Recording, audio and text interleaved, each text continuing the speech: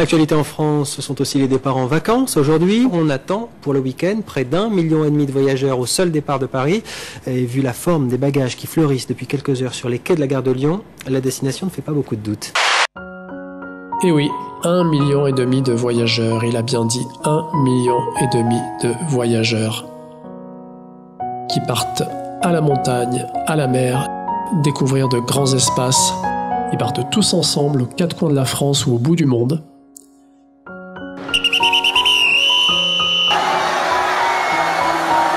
Je sais pas vous, mais moi j'ai plutôt l'impression qu'ils parlent de vacanciers ou de touristes plutôt que de voyageurs, et c'est ce qu'on va essayer de voir aujourd'hui ensemble.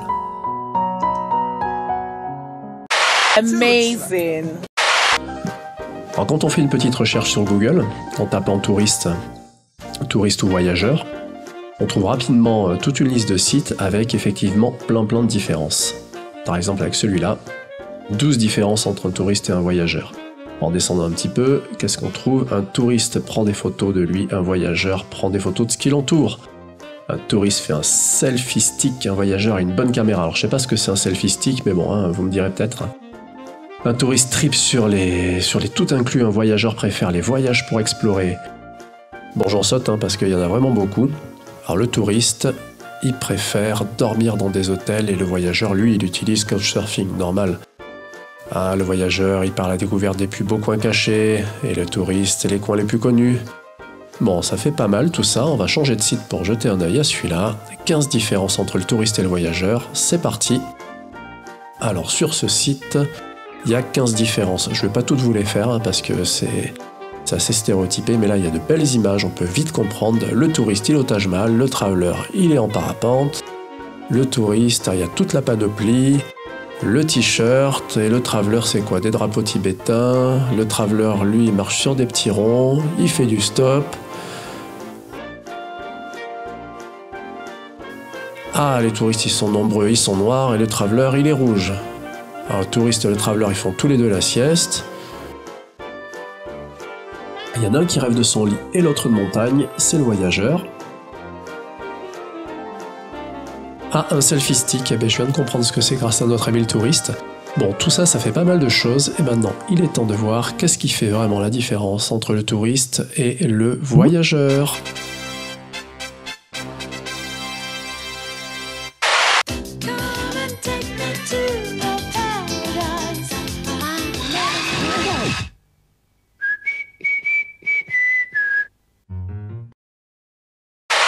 Alors pour commencer, on va essayer de faire un petit point historique sur le mot tourisme et sur son origine.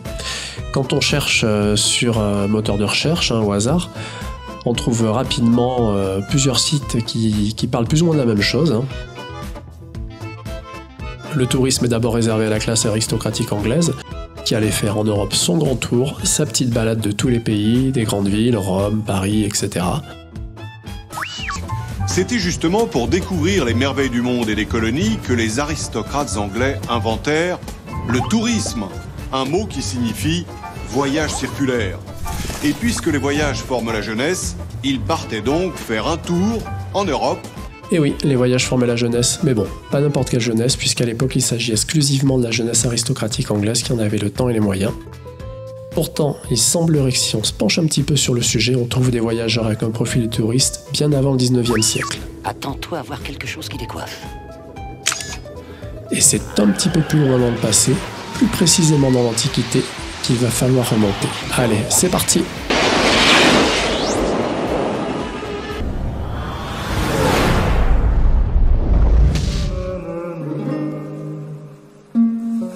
Dans l'Antiquité, on voyage. Jusqu'au jour où un voyageur écrit, eh bien un guide de voyage. C'est Pausanias le Romain qui au IIe siècle de notre ère écrit un descriptif complet de la Grèce qu'il appelle le Périégèse. Dans le Périégèse, on trouve la liste détaillée des villes de Grèce, les sites qui méritent le détour, le tout ponctué d'histoire, de légendes locales, un guide de voyage avant l'heure. Une autre forme de proto-tourisme est celle du tourisme religieux. Au Moyen-Âge, Rome, Jérusalem, Compostelle font partie des lieux de pèlerinage. Le long d'itinéraires balisés, les pèlerins vont traverser l'Europe. Comme avec le chemin de Compostelle, créant ainsi des infrastructures, des livres de confréries, qui ont été les premiers à fournir des itinéraires détaillés pour allier les lieux saints. Le XXe siècle confirme cette tendance et voit se développer un tourisme de masse qui s'ouvre à toutes les classes sociales.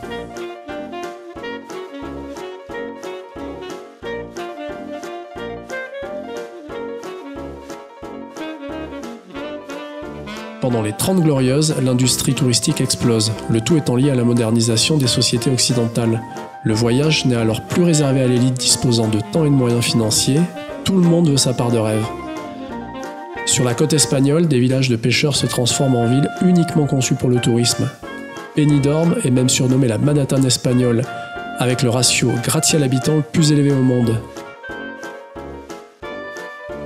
D'autres recherchent de nouvelles expériences, veulent découvrir des joyaux inexplorés, voyager hors des sentiers battus. Tout le monde veut voyager selon ses propres envies.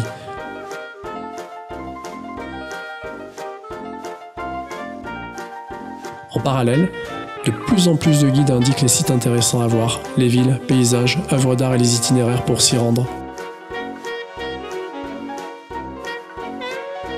Il faut rendre le voyage facile, exact et authentique.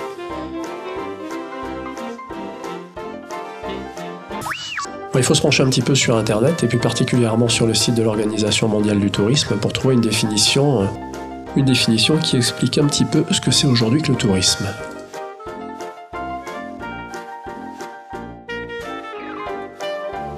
Hop, en voilà une là tout en haut.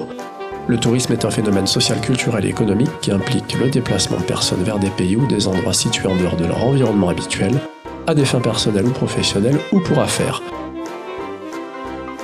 Blablabla, blablabla, blabla. En fait, il est nulle part question de voyageurs dans cette définition. Il n'y a que des catégories de touristes. Allez, allons voir un petit peu en dessous ce qui se passe. Par là.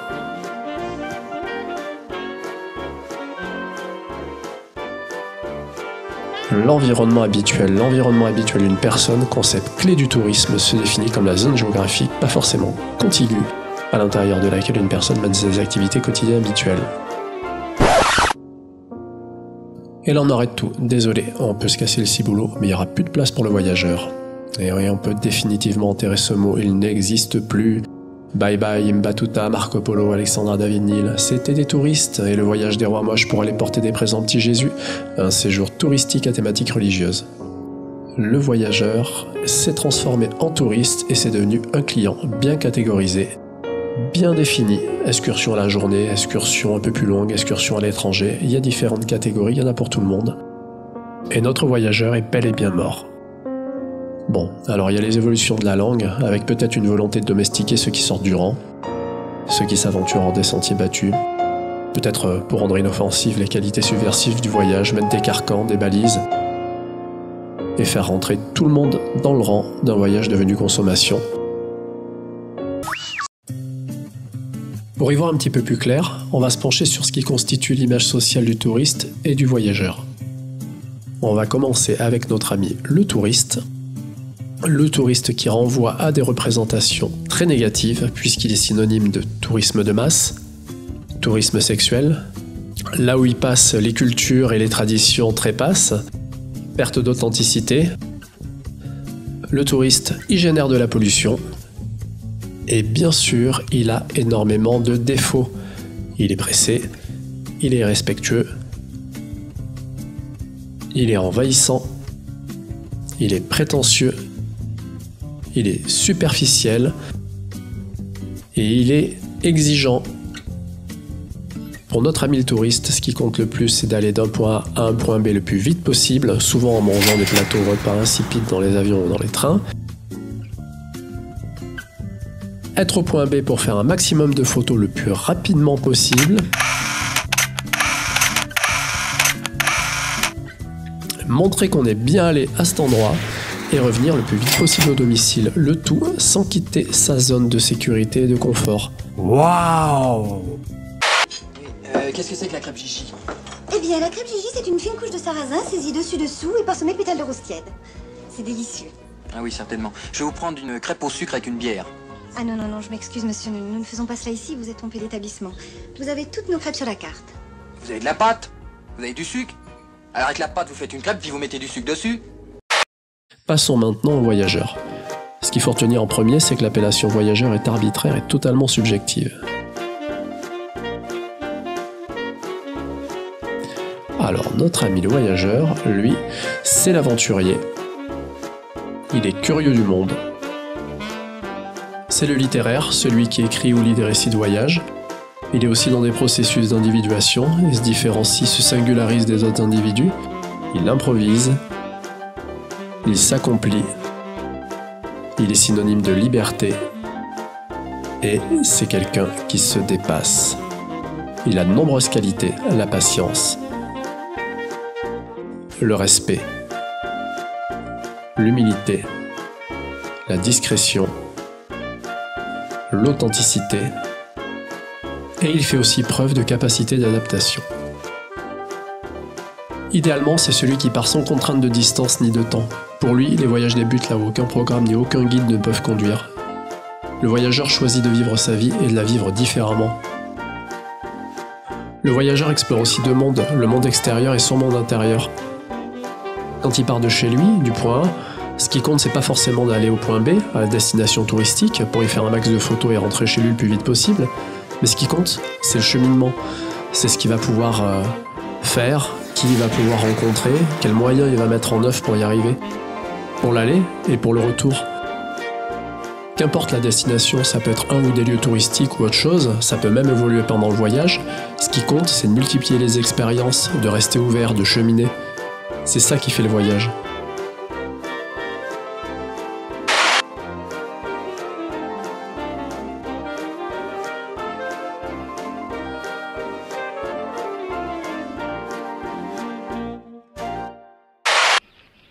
Tu vois, le monde se divise en deux catégories. Ceux qui ont un pistolet chargé et ceux qui creusent. Toi, tu creuses. Et oui, il semblerait bien que le monde se divise en deux catégories, avec d'un côté le méchant touriste et de l'autre le gentil voyageur.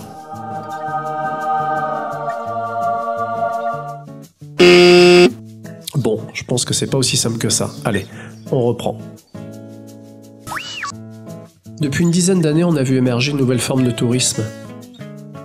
Le tourisme solidaire ou équitable. C'est un tourisme qui se veut respectueux des cultures, des traditions, qui veut participer au développement local, souvent hors des sentiers battus, loin des circuits saturés du tourisme de masse. C'est un tourisme réflexif, un genre d'hybridation entre le voyageur qui a envie de découverte, d'immersion, et le touriste conscient de son impact qui veut se cibler sur un thème ou une population donnée. Parmi une autre forme de tourisme, on trouve une variante qu'on pourrait appeler le tourisme extrême. Avec une agence comme Untamed Border, à vous les voyages organisés en Somalie, en Afghanistan ou au Daghestan. On est là dans une forme de tourisme qui, certes, si elle est discutable, reste singulière et nous amène vraiment hors des sentiers battus, loin de sa zone de sécurité et de confort. Finalement, notre tourisme n'a pas que des mauvais côtés. On n'a pas tous le temps de partir pour de longs voyages. Nos vies font quelquefois qu'il faut se cibler sur un lieu, une population, en réfléchissant à l'impact qu'on peut avoir, comme avec le tourisme solidaire ou équitable.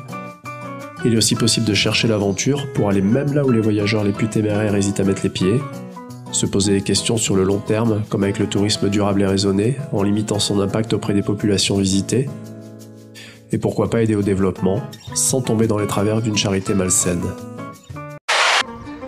C'est là que l'on voit la grandeur de votre civilisation. Construire pareil ouvrage il y a 4000 ans, il fallait être visionnaire. Le canal a été construit il y a seulement 86 ans. Ah bon? Concernant les voyageurs, même s'ils voyagent de façon indépendante, ils ont tendance à se regrouper souvent dans des lieux du monde qui ont été aménagés pour eux. Où les rencontres se font plus avec d'autres voyageurs qu'en immersion avec les locaux. Goa, Ibiza, Bali, Pai en Thaïlande, Monteverde au Costa Rica n'accueillent pas forcément des bus de touristes, mais plutôt des hordes de voyageurs avec un résultat similaire en termes d'impact négatif. Notre voyageur, il se retrouve vite pris au piège dans des lieux comme des villages, des fois des régions entières qui ont été aménagées pour lui. Bien sûr, il rencontre d'autres voyageurs, mais où qu'il soit, l'expérience a tendance à s'uniformiser. Ça finit quelquefois par être plus un entre-soi où on parle de voyage entre voyageurs, en devenant de plus en plus hermétique aux locaux qui finissent par être là pour pallier à toutes nos demandes. le voyageur peut aussi se radicaliser en refusant toute forme d'organisation, en rejetant tous les lieux où il y a d'autres voyageurs. Quelquefois, il peut aussi développer un fort penchant narcissique. Moi je suis un voyageur, un vrai, bien sûr à défaut des autres. Ce qui signifie probablement pas grand-chose, hormis bien sûr pour lui.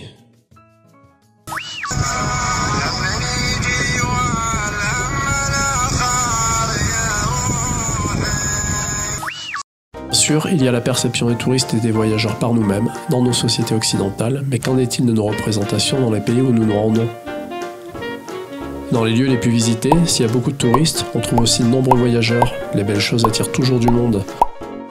Pour les locaux, les deux consomment, dorment et mangent dans des hôtels ou restaurants aménagés pour eux, ce qui ne permet pas forcément de les différencier. Le principal, c'est qu'ils soient là, tout au long de l'année et qu'ils rapportent de l'argent. Cette image qui s'assimile plus au tourisme est aussi véhiculée par les médias ou par un bouche à oreille, et on a tous tendance à nous mettre dans le même panier. On est des étrangers, on est de passage, on a de l'argent et il faut en laisser un maximum. Enfin, le voyageur est souvent perçu comme quelqu'un d'un petit peu plus radin, qui marchande, ne se laisse pas plumer aisément, contrairement aux touristes. On trouve même des fois 2 menus au restaurant, un pour les touristes et un pour les locaux qui se le partagent avec les voyageurs. Allez, pour les réconcilier, dans les lieux touristiques, pas de différence. Les deux vont devoir faire face au harcèlement, aux mendiants, aux vendeurs de rue, aux pickpockets et à toutes les arnaques possibles et imaginables. On arrive! On va tous se retrouver! Retrouvez dès ce soir les ch'tis à Kaboul. Allez, arrête pas! Il n'y a pas besoin d'aller au fin fond de la jungle ougandaise ou en Sibérie pour sortir des sentiers battus. Que ce soit des petits groupes de touristes ou de voyageurs, ils sont souvent perçus avec un mélange de curiosité et de bienveillance. La relation devient alors plus authentique. Même avec la barrière de la langue, il y a des échanges. Les impacts négatifs sont minimisés et ils peuvent même devenir positifs. Et de vrais liens d'amitié peuvent se créer entre les voyageurs, les touristes et les locaux.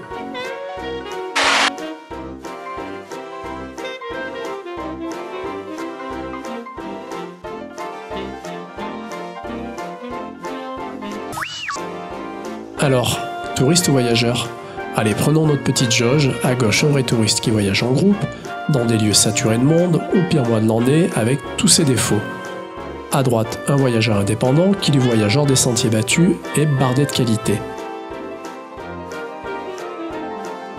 Déjà, il faut se rappeler qu'officiellement, le voyageur est aujourd'hui hors catégorie, déclassé par l'Organisation mondiale du tourisme. Mais bref. Au final, c'est assez difficile de départager nos deux amis. Bien sûr, si on prend des extrêmes, ça reste assez flagrant. Même si entre les deux, il y a tout un monde où les interprétations restent possibles. Alors, la véritable question à se poser serait plutôt: pour qui est-ce important d'être un touriste ou un voyageur ? Si c'est pour soi, ok, on peut s'en convaincre, mais est-ce que ça fait réellement la différence en termes d'impact positif ou négatif lors de nos voyages ? Moi j'ai petit, je veux devenir un vrai montagnard. Pour son entourage, c'est sûrement plus valorisant de dire qu'on est un voyageur avec tout le prestige qui va avec plutôt que le contraire. Écoutez mon cher, dites-vous bien que nous ne sommes pas du même monde. Alors entre nous, il existera toujours ça, voilà. Alors donnez-moi la main. Donnez-moi la main. Mais qu'est-ce que c'est que ce crâne? Faites attention, hein.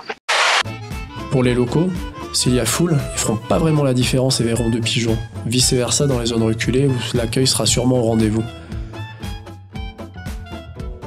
En fait, la véritable différence n'est pas forcément ce à quoi on peut s'accrocher en termes de représentation, mais bien ce qui se passe réellement en voyage, profondément en nous, sans se fier qu'aux apparences et aux jugements. On peut faire du tourisme, tout en ayant réfléchi à sa façon d'aborder le monde intelligemment.